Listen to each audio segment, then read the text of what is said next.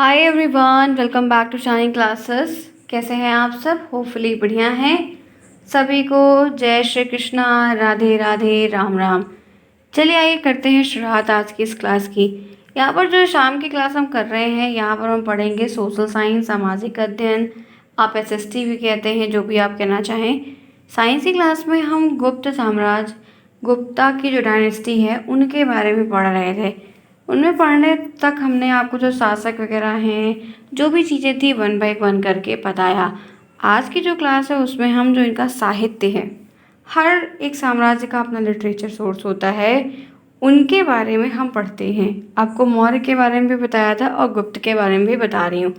आज इस क्लास में हम गुप्तकालीन जो साहित्य है इसकी बड़ी चर्चा है और मालूम है इससे बड़ा प्रश्न भी बनता है, तो उनके बारे में हम जानेंगे। आप जुड़े हो मेरे साथ, मैं हूँ शालिनी। सभी का दिल से स्वागत है। प्लीज़ चैनल को सब्सक्राइब करिए, दोस्तों में शेयर करिए, लाइक करना बिल्कुल नहीं भूलिए। कोई प्रॉब्लम होती है तो मुझसे पूछिए कमेंट बॉक्स में। टेलीग्राम पर आपको पेड नोट्स मिलेगी, आप वहाँ से आकर नोट्स को ले सकते हैं, पढ़ सकते हैं। जो आपके 50 नंबर है उनको ज़रूर लीजिए, ताकि उसमें बहुत सारे क्वेश्चंस पहले से दिए हैं, आंसर सहित दिए हुए हैं, वो आपकी बहुत हेल्प करेंगे, जो कि मैं आपको लास्ट में करवाऊँगी। तो वो काफ़ी बढ़िया रहेगा, आपके लिए बेनिफिट भी होगा। रिजल्ट आपके जैसा भी जो भी अपडेट मिलेगी आपके साथ जल्दी शेयर करूँगी। टेलीग्राम का लिंक आपको कमेंट बॉक्स में दिया गया है, वो आप ज़रूर से ज़रूर ध्यान रखिए। चलिए आइए बढ़ते हैं, देखते हैं है क्या आखिर इनके साहित्य में जो इतना फेमस है। सबसे पहले बात करते हैं ना कालिदास की। तो कालिदास के बारे में तो आप जानते ही हैं, क्योंकि आपके पुराने दोस्त रह चुके हैं। क्यों? कालिदास जी के बारे में एक बात ये होती, इनका उस टाइम पर बड़ा पहुंच था, जैसे आज बड़े लोग का पहुंच होता है वैसे ही। तो भारत के गुप्त काल यानी कि तीसरी चौथी शताब्दी की का मतलब ड्यूरेशन में कालिदास संस्कृत भाषा के एक महान कवि और नाटककार थे। संस्कृत भाषा जो आज भी टफ है, उस समय जब शुरुआत हुई थी तब ये उस भाषा के महान कवियों में से एक थे, नाटककार में से एक थे। भारत के पौराणिक कथाओं में, जो भारत की पौराणिक कथाएं हैं बहुत सारी हैं, और दर्शन को आधार बनाकर कालिदास ने कई महान रचनाएं की, बहुत बड़ी बड़ी रचनाएं की हैं। इनकी रचनाओं को आप जानते हैं। और कालिदास की रचनाओं में भारतीयता के कई रूप दिखने बोले। भारतीयता का जो रूप है उसका एक बहुत अच्छा वर्णन इनके सभी चीज़ों में करते हुए देखने को मिला। इसीलिए कालिदास को गुप्त काल में भारत की राष्ट्रीय चेतना को जागृत करने वाला कवि भी माना जाता है। ठीक है, भारत की जो एक राष्ट्र के प्रति चेतना होनी चाहिए, राष्ट्र के प्रति जो कर्तव्य होना चाहिए, उनको जागृत करने वाला कवि भी माना गया है। और आगे बढ़िए, कालिदास की सबसे प्रसिद्ध रचना जो है वो है अभिज्ञान शकुंतलम। तो ये है कि एक आपको एमसीक्यू प्रश्न बनता है कि अभिज्ञान शकुंतलम किसकी रचना है या इसके रचयिता कौन है, तो आपको कालिदास पे टिक करना होगा। 3-4 ऑप्शन आपको अलग अलग दिया रहेगा। कालिदास की इस रचना का सबसे पहला यूरोपीय भाषा में अनुवाद हुआ था, यूरोपीय भाषाओं में अनुवाद हुआ था। इसीलिए अभिज्ञान शकुंतलम को विश्व साहित्य की सबसे महान रचनाओं में से गिना जाता है। ठीक है, क्योंकि इनका अनुवाद पहले हुआ। और अभिज्ञान शकुंतलम में कालिदास ने राजा दुष्यंत और शकुंतला के प्रेम कहानी का वर्णन किया है। कोई ऐसी बातें नहीं है, प्रेम कहानी है। फिलहाल मैंने तो नहीं पढ़ा है, कभी मौका मिला तो ज़रूर पढ़ूंगी, क्योंकि ये चीज़ जल्दी मिलती नहीं है। फिर ऑनलाइन परचेज करो या ऐसा हो जाए तो जल्दी, अभी बड़ा समय आएगा ना तब पढ़ेंगे। तो यहाँ पर है कि अभिज्ञान शकुंतलम में कालिदास ने राजा दुष्यंत की और शकुंतला की जो प्रेम कहानी, बहुत ही अच्छा उसका वर्णन किया हुआ है।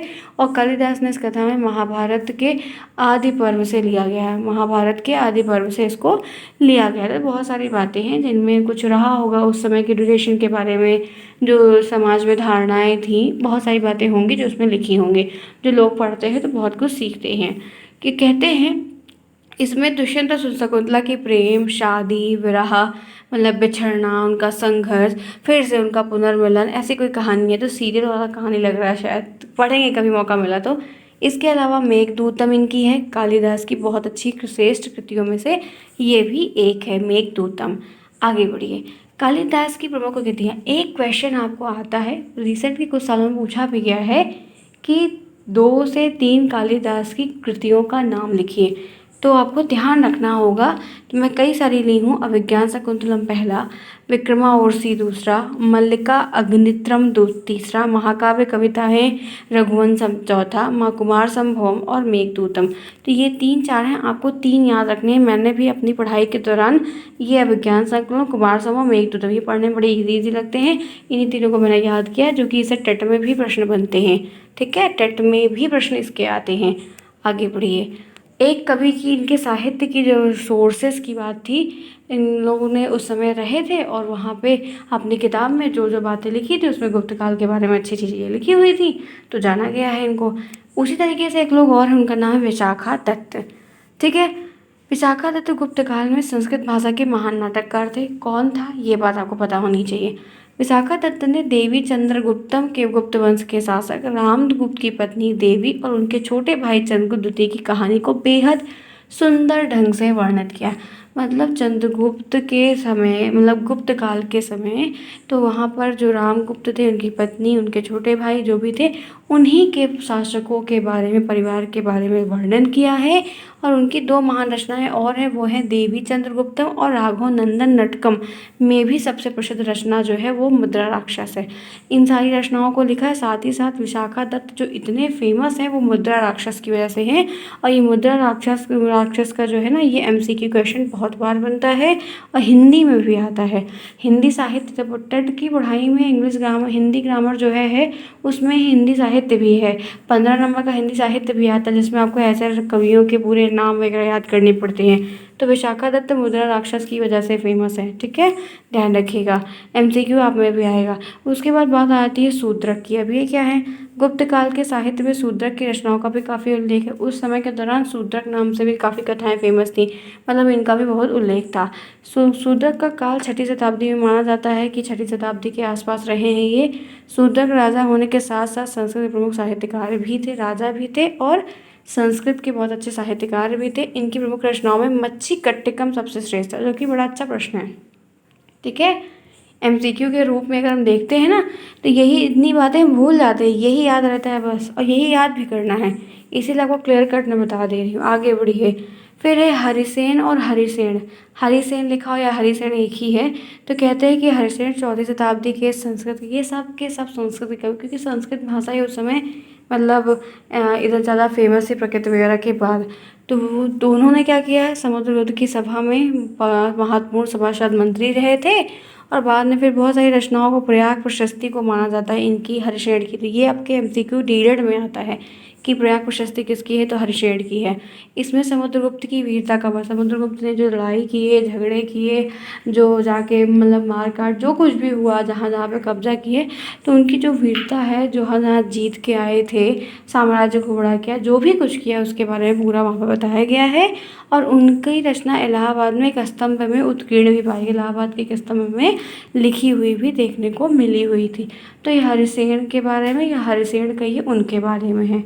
ठीक है, बात समझ में, इजी है, मतलब जो रचयिता है और जो लिखे हुए वही इतना याद रखो, बहुत नहीं परेशान होना कि बहुत कुछ याद रखना, आराम से सब समझ में आ जाता है। आगे चलो। ऐसे वात्स्यायन का है कामसूत्र। मैंने इनके बारे में डिटेल में नहीं लिया है, क्योंकि सिर्फ इसके बहुविकल्पी ही बनते हैं, तो वही याद करते हैं, क्यों इतना डिटेल जाना, क्योंकि भूल जाएंगे ना। तो वात्स्यायन का कामसूत्र है, व्यास का व्यास भाष्य है। ध्यान रखिएगा कि कौन सा, जैसे हर बार जरूरी नहीं कि वही पुराना वाला ही आए।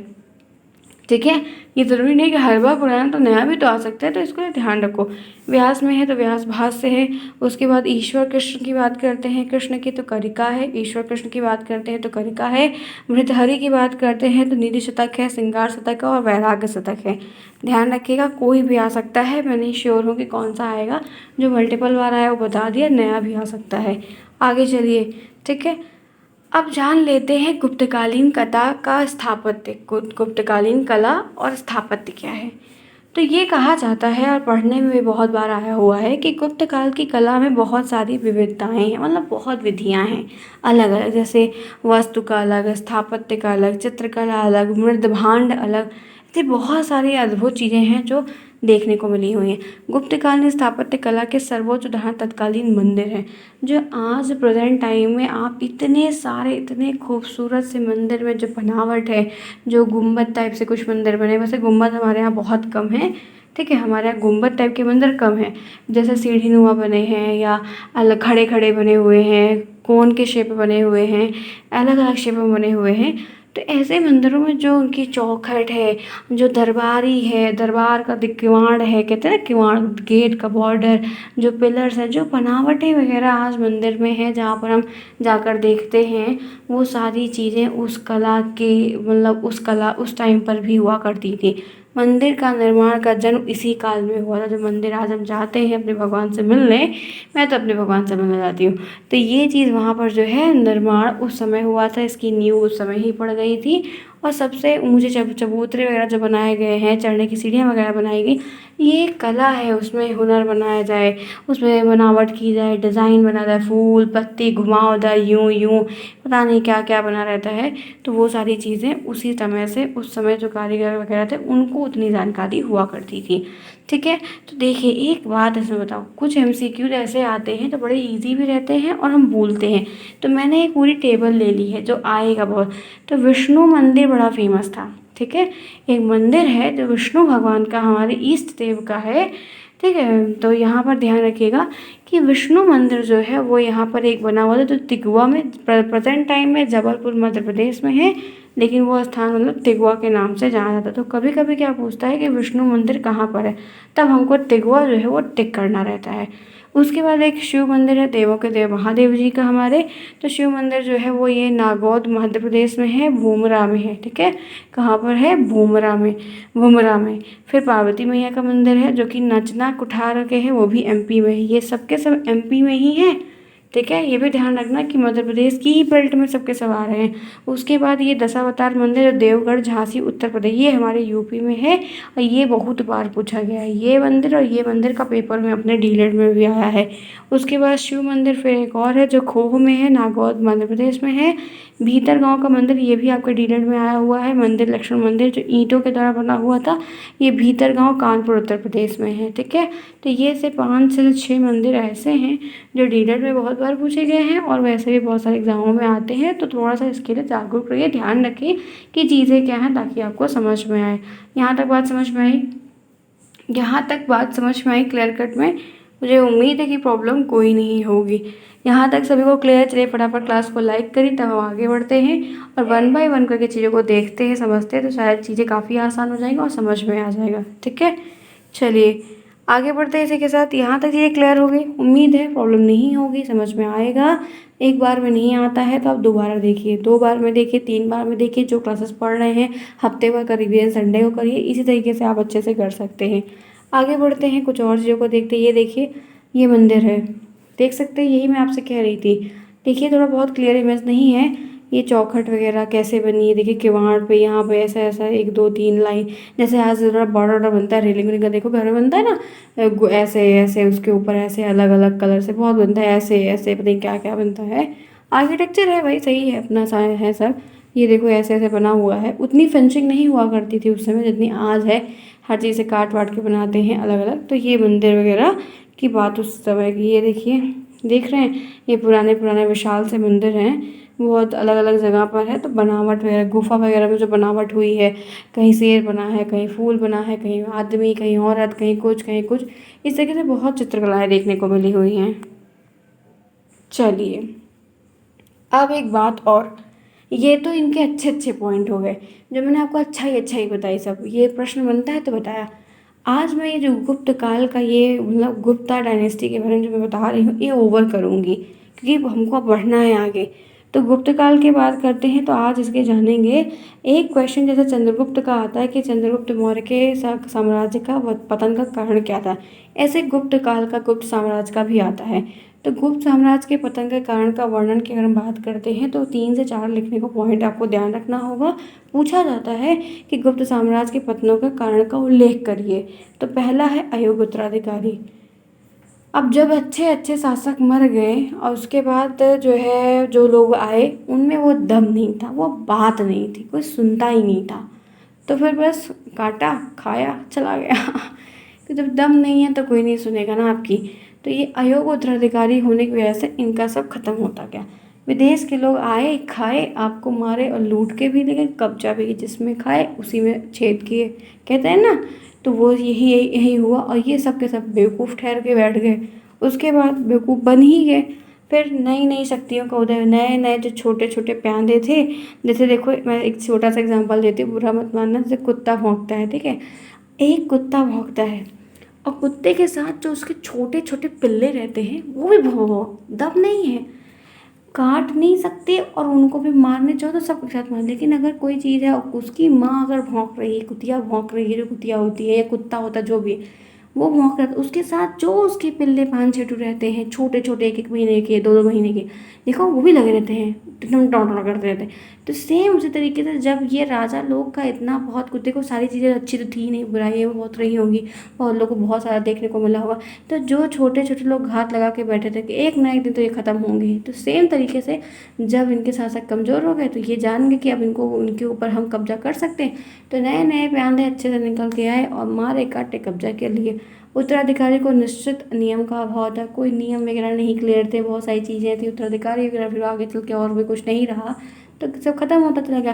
प्रशासनिक कमजोरी, कोई मंत्रिमंडल नहीं, कोई समिति नहीं, कोई गठन नहीं, मर्जी जो मर्जी वो कर लो, तो इस तरीके से तो सर्वनाश और कंट्रोलिंग किसी की नहीं रहेगी तो ख़त्म तो होना ही होना है ना, ठीक है। या फिर उसके बाद आर्थिक कारण भी बहुत कुछ देखने को मिला, बहुत विद्रोह था, अब कोई चलाने वाला, लगान वसूलने वाला नहीं, बहुत सारी चीज़ें नहीं है, कुछ हो नहीं रहा है तो पैसा कहाँ से आएगा, ठीक है। सामंतों का विद्रोह हो गया और जो है बहुत सारे लोग जो हैं अपना अधिकार मांगने लगे, बहुत कुछ करने लगे, तो पतन की शुरुआत वहीं से हो गई, ठीक है।